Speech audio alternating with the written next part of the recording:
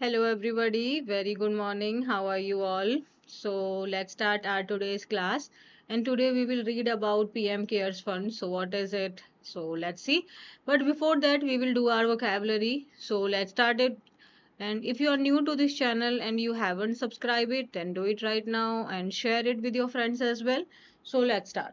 The very first word is enormous. Enormous का meaning क्या होता है? एनॉर्मस का मीनिंग होता है कोई भी चीज जो बहुत ज्यादा है, मतलब बहुत, जैसे साइज में बहुत बड़ी है, मात्रा में बहुत ज्यादा है, मीन्स हमारी वो चीज ज्यादा की बात हो रही है, कम नहीं पड़ेगी, हमारे पास बहुत है। ठीक है, so huge, immense, massive, gigantic and colossal. Done.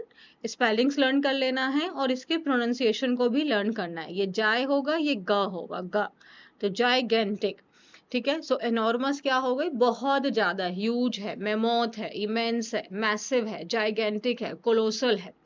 Opposite में अगर हम देखें तो वो छोटू सा है, एकदम छोटू सा है, टाइनी है, बहुत छोटा सा है, स्मॉल है, लिटिल, मिनिएचर, छोटा सा है, या इनसिग्निफिकेंट है, मतलब कोई खास नहीं है वो चीज।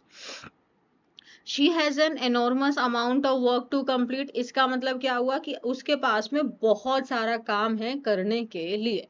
सो she has an enormous amount to complete means she has lots of work to do. She has lots of work means बहुत ही सारा काम है उसके पास करने के लिए। The project requires N enormous amount of money. तो इस प्रोजेक्ट में भाई हमें बहुत ज्यादा पैसे की जरूरत है।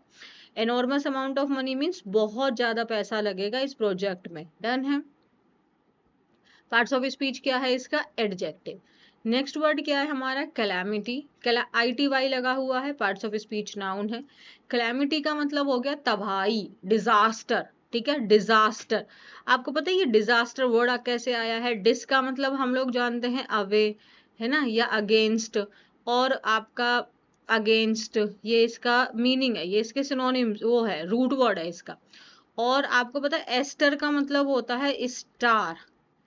तो ऐसा माना जाता है, डिजास्टर वर्ड ऐसे निकला कि अगर आपके स्टार्स आपके अगेंस्ट हैं तो यानी कि तबाही चल जाएगी, तबाही हो जाएगी। तो वहीं से ये निकला है कैलामिटी, डिजास्टर, है ना, कैटास्ट्रॉफे, मिसफॉर्च्यून, ट्रेजेडी। यानी कि ऐसा कुछ हो रहा है जीवन में, ऐसी घटनाएं घट रही हैं जो बहुत ज्यादा डैमेज हो रहा है, जिसकी वजह से बहुत ज्यादा तबाही हो रही है, प्रॉब्लम्स हो रही है, सफरिंग हो रही है। ओपोजिट में क्या होगा? ब्लेसिंग, आशीर्वाद है, मतलब ऑब्वियसली हमारे लिए फेवरेबल सिचुएशन हो रही है, आशीर्वाद बन रहा है हमारे लिए। वही होता है बून। बून का मतलब भी हमारे लिए ब्लेसिंग होता है ना। एडवांटेज है, फॉर्च्यून है हमारे लिए। मिसफॉर्च्यून मतलब बदकिस्मती हो रही है, बेकार हो रहा है, बुरा हो रहा है, राइट, डैमेज हो रहा है, सफरिंग्स हो रही हैं। बट आपका ओपोजिट क्या हो गया? फॉर्च्यून है, फेवरेबल है, एडवांटेज है। तो earthquake was a major calamity for the region. तो रीजन के लिए, इस क्षेत्र के लिए जो अर्थक्वेक है, एक बहुत बड़ी क्या बनी? ये तबाही रही। तो अब तब कैलामिटी क्या हो जाएगा भाई? मान लो कि लोगों के घर खत्म हो गए, लोगों का जो जीवन शैली था, जो उनकी लाइवलीहुड्स थे, वो डैमेज हो गए।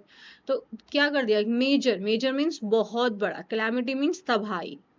द ड्रॉट, ड्रॉट मीन्स सूखा, was a major calamity for the farmers. तो अगर पानी, मतलब बारिश अगर अपनी सफिशियंट मात्रा में ना आए और सूखा पड़ गई, और जब हमें पानी की जरूरत है उस समय बारिश नहीं हुई, तो ये भी क्या होता है? ये भी हमारी एक बहुत बड़ी तबाही होती है कि जो हमारी फसल होती है वो मर जाती है, वो खत्म हो जाती है। तो ये क्या थी? तबाही, कैलामिटी। नेक्स्ट वर्ड क्या है हमारा? अनप्रेसिडेंटेड। अन, इसको देखो ऐसे लर्न करेंगे, अनप्रीसीडेंटेड। ठीक है, स्पेलिंग लर्न करना कोई प्रॉब्लम नहीं है। अनप्रीसीडेंटेड। अन का मतलब हो गया आपका मतलब विदाउट। अन का मतलब क्या हो गया? विदाउट। और प्री का मतलब बिफोर, या फिर नॉट। अन का मतलब नॉट। तो ऐसी कोई चीज जो पहले कभी हुई ना हो, वो होती है अनप्रेसिडेंटेड। अनप्रेसिडेंटेड मतलब ऐसी कोई भी घटना, ऐसा कोई भी इवेंट, ऐसी कोई भी चीज जो पहले कभी घटी ही ना हो, वो पहली बार हो रहा है, उसको बोलते हैं अनप्रेसिडेंटेड। नेवर नोन मतलब ऐसा कभी हुआ ही नहीं, इसीलिए हम उसे जानते ही नहीं है। ना ही ऐसा कभी हुआ, ना ही ऐसा हमने कभी एक्सपीरियंस किया। तो मतलब वो चीज पहले कभी ऐसी हुई ही नहीं, वो घटना पहली बार घटी है, उसको कहते हैं अनप्रेसिडेंटेड इवेंट। अनपैरेलल्ड मतलब उसके जैसा कुछ और हुआ ही नहीं था, वो पहली बार है। अनमैच्ड है, सिंगुलर मतलब ओनली है, एक्सेप्शनल मतलब रेयर है, ऐसा पहले कभी हुआ ही नहीं है। ऑपोजिट में होगा तो ऑर्डिनरी है, आमतौर पर ऐसी चीजें होती रहती हैं, कॉमन है, यूजुअल है वो चीज। कन्वेंशनल मतलब वही ट्रेडिशनल है, फेमिलियर है वो चीज है। तो country witnessed unprecedented growth in the economy, मतलब इतनी तेजी वाली इकोनॉमी में हमारी जो ग्रोथ हुई है, वो ग्रोथ, अब ग्रोथ ऑब्वियसली पॉजिटिव है, तो यानी कि जो हमारा अपलिफ्ट हुआ है, जो हमारी इकोनॉमी इंक्रीज हुई है, वो अनप्रेसिडेंटेड है। मतलब इस तरीके की ग्रोथ हमने पहले कभी नहीं देखी। समझ में आ रहा है? Pandemic created an unprecedented situation across the world. तो पैंडमिक ने, पैंडमिक पैन का मतलब होता है ऑल ओवर, PAN का मतलब होता है ऑल ओवर, जो हर जगह फैल चुकी हो चीज। और डेमिक जो है ये डेमोस से बन के निकला है, यानी कि पीपल। तो पेंडेमिक मतलब ऐसी चीज हो गई जो ऑल ओवर पीपल को अफेक्ट कर रही है, जो सब जगह के लोगों को अफेक्ट कर रही है, वो हो गई पेंडेमिक, यानी जिसको हिंदी में महामारी कहते हैं। तो pandemic created an unprecedented situation across the world, मतलब ऑल ओवर वर्ल्ड में पेंडेमिक ने एक ऐसी सिचुएशन बना दी जो पहले कभी हुई नहीं थी। तो लाइक कोविड में आप जानते ही हैं, कोविड ने एक ऐसी सिचुएशन क्रिएट कर दी थी जैसी पहले कभी हुई नहीं थी, कि पूरा देश, पूरा संसार ही बंद पड़ा है, कोई काम नहीं हो रहा है, पूरी इकोनॉमी ठप हो गई है। तो ये और लोगों को लोगों से ही खतरा पैदा हो चुका है, राइट। तो इस तरीके की जो सिचुएशन थी वो पहले कभी क्रिएट ही नहीं हुई थी, तो हमने बोला अनप्रेसिडेंटेड सिचुएशन। तो पार्ट्स ऑफ स्पीच क्या है इसका? एडजेक्टिव। डन है। नेक्स्ट वर्ड क्या है हमारा? लाइवलीहुड्स। ये बहुत इजी वर्ड है, बट स्टिल अगर हमें कभी कंफ्यूजन हो तो देख लेंगे। लाइवलीहुड मतलब हमारा व्यवसाय, हमारा काम, जिसके थ्रू हम पैसा कमाते हैं। So ways of earning a living, तो हमारे जीवन जीने के लिए जो हम पैसे कमाते हैं जो है, वही हमारी लाइवलीहुड होता है। मतलब हमारा ऑक्यूपेशन हो गया, हमारा प्रोफेशन हो गया, मीन्स ऑफ लिविंग है ना, या source of income. The flood destroyed the livelihoods of thousands of people. तो जो फ्लड है, जैसे अभी असम की बात करें तो असम फ्लड ने क्या किया कि भाई कितने सारे हजार लोगों के जो उनका रोजी रोटी कमाने का जरिया है, उसी को उसने क्या कर दिया? डिस्ट्रॉय कर दिया, उसको खत्म कर दिया। तो मतलब सिंपल बोले तो लाइवलीहुड मतलब रोजी रोटी। डन। अच्छा, अब देखते हैं हम पीएम केयर्स फंड के बारे में, और फिर अगर इसके ऊपर में ये क्वेश्चन भी उठा था, अभी आई थिंक रिसेंटली कल कल ही ये रिलीज हुआ है। सो हमें जानना चाहिए कि what is PM cares fund, so that अगर हमें कभी भी इस प्रकार की इंफॉर्मेशन मिलती है जो हमें लगता है कि ये हमें मिसलीड कर रही है, तो उससे पहले हमें पता होना चाहिए व्हाट इज इट। और अगर हमसे कोई पूछेगा कि अच्छा तो ये बताओ, इसमें इतना सारा फंड है, फिर हमने उसको रिजर्व करके क्यों रखा है, why we are not using it, तो उसका भी हमारे पास में एक प्रॉपर आंसर होना चाहिए। So let's start this class, okay, this article. Now let's understand what is PM Cares Fund. It is a fund in which citizens, companies and other organizations voluntarily donate money so that it can be used to provide relief and assistance during emergency situations. ये देखो क्या है, PM care fund जो है ये एक हमारा fund है। मतलब फंड मतलब ये अमाउंट है, मनी है। ये फंड का मतलब होता है मनी, अमाउंट, ठीक है, अमाउंट है, ये मनी है। अच्छा, ये एक मान के चलो आपकी गुल्लक है, कि जहां पे आप अपना पैसा जमा कर रहे हैं। तो ये जो पीएम केयर फंड है, ये एक फंड है जिसमें ये पैसा आता कहाँ से है, कि जैसे हम इंडिविजुअल्स हैं, जो सिटीजन्स हैं, वो अपना पैसा दे रहे हैं कि हाँ भाई एक हमारा दायित्व बनता है अपने सरकार को मजबूत बनाना।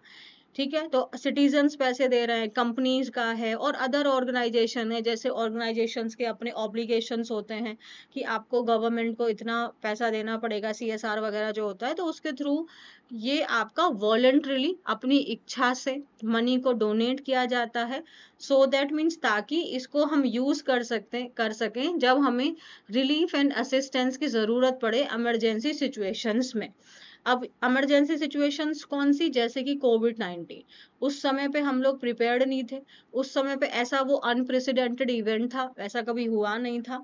तो अगर ऐसी कभी भी आपदा आ पड़ती है जहाँ पे all over India, all over nation ही हमारा पूरा उससे प्रभावित हो रहा है। We need money, we need extra fund. तो उसके लिए है ये हमारा एक फंड, ये है उसका wallet.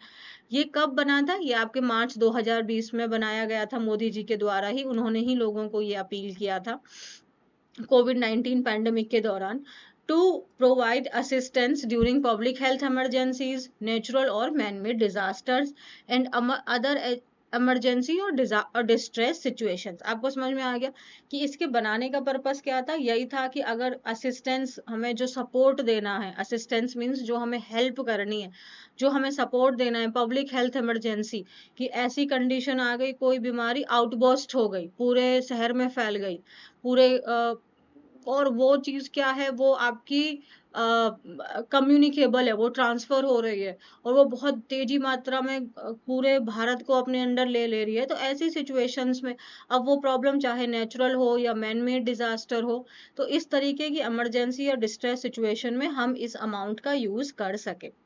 PM care fund money has been used for venting, अगर हम इसको बात करें कि ये आपका 2020 में बना था, और उसी समय पे आप जानते हैं कि ventilators, oxygen plants, other health care infrastructures, emergency relief and PM care for children initiative for children affected by the loss of parents और केयर गिवर ड्यू टू कोविड-19। तो इस पैसे का अभी तक यहाँ पे इस्तेमाल हुआ है। कहाँ पे हुआ है? आपका जो जैसे वेंटिलेटर्स वगैरह, ये कोविड के टाइम की बात है, oxygen plants, health care infrastructure, है ना, हमारी इमरजेंसी रिलीफ, और ये आपकी जो पीएम केयर फंड है, जो उन बच्चों के लिए एक इनिशिएटिव है जिन्होंने अपने पेरेंट्स को खो दिया या अपने लीगल गार्जियन को खो दिया, है ना, तो उनको up to I think 23 age तक एक सर्टेन अमाउंट उनको दिया जाता है। ठीक है। अकॉर्डिंग टू द आपका जो ऑडिटेड फिगर्स आए हैं आपके फाइनेंशियल ईयर 2024-25 के लिए, the fund had a closing balance of approximately 8 8,452 crore as of March 31 2025। तो ये अगर हम अपना जो हमारा क्लोजिंग ईयर होता है, जो फाइनेंशियल ईयर, अब इसके बाद में हमारा फाइनेंशियल ईयर 25-26 चल रहा है ये, ठीक है। तो अब हमारा मार्च 31 2025 तक का जो हमारे पास में जो क्लोजिंग फिगर आया है, वो हमारे पास में पीएम केयर फंड में इतना पैसा है। तो 8,452 करोड़ रुपीस है हमारे पीएम केयर फंड के अंदर में। और ये अमाउंट बहुत तेजी से ग्रो किस वजह से हुआ है? क्योंकि इसको इस तरीके से यूज किया गया है कि जिसपे हम ज्यादा इंटरेस्ट जनरेट करवाएं, तो इस तरीके से इसको यूज किया है। और ये टोटल अमाउंट है 2020 से लेके 2025 तक का, ठीक है। ये ऐसा नहीं है कि 2025 में इतना पैसा रिसीव हुआ है, ये टोटल अमाउंट है। डन है। During the year it spent around 87.85 lakh. और अगर हम इस ईयर में बात करें, तो अभी इस ईयर का मतलब मैंने वो पर्टिकुलर डेटा मेरे पास में अभी नहीं है, तो अब ये तो हमने इसका एक्यूमुलेटिव अमाउंट बताया है कि टोटल अमाउंट है 8,452 करोड़, टोटल अमाउंट जो है हमारा। लेकिन जो मान लेते हैं कि जो इस ईयर का अमाउंट हमारे में आया था, और जिसमें से हमारा 87,000 मतलब 87.85 लाख का हमारा इस ईयर इस अमाउंट में से खर्चा हुआ है। अब जिसकी वजह से कुछ आर्टिकल्स वगैरह में आप ये देखेंगे, वो ऐसा क्वेश्चन कर रहे हैं कि why such a large amount remains अनस्पेंट।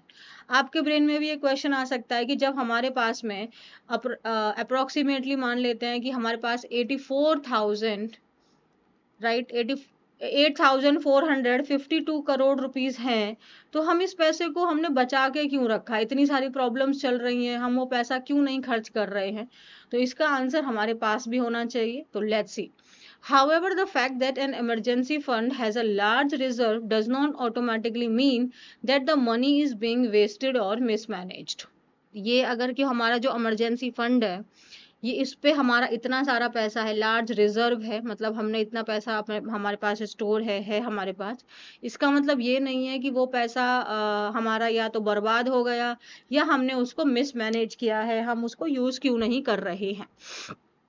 आप इसको समझने के लिए पहले ऐसे समझिए कि think of it like your personal emergency savings.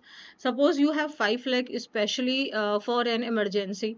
If you do not face any emergency this year, would it make any sense to spend the money simply because it is lying in your account? मतलब अगर आपने suppose अपने emergency के लिए आपने 5 लाख रुपए allot कर दिए हैं कि ये पैसा हम टच नहीं करेंगे, ये ऐसी सिचुएशंस के लिए हैं जैसे किसी को हेल्थ में ऐसी सीरियस प्रॉब्लम आ गई जो हमने कभी सोची ही ना हो, तो हमने इमरजेंसी सिचुएशन के लिए 5 लाख रुपया अपना अपना बैंक में जमा कर रखा है.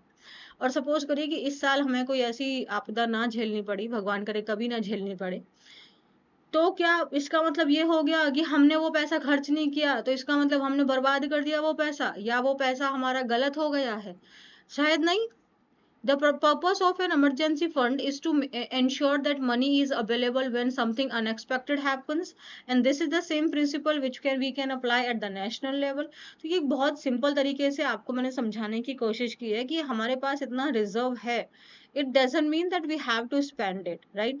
अगर वो emergency fund है तो उसका नाम ही emergency है. Now you all can have this question in your mind that there are so many other emergencies are going on in this world, like हमारे पास में calamities आ रही, so उसके लिए हमारे पास other bodies है ना, राइट?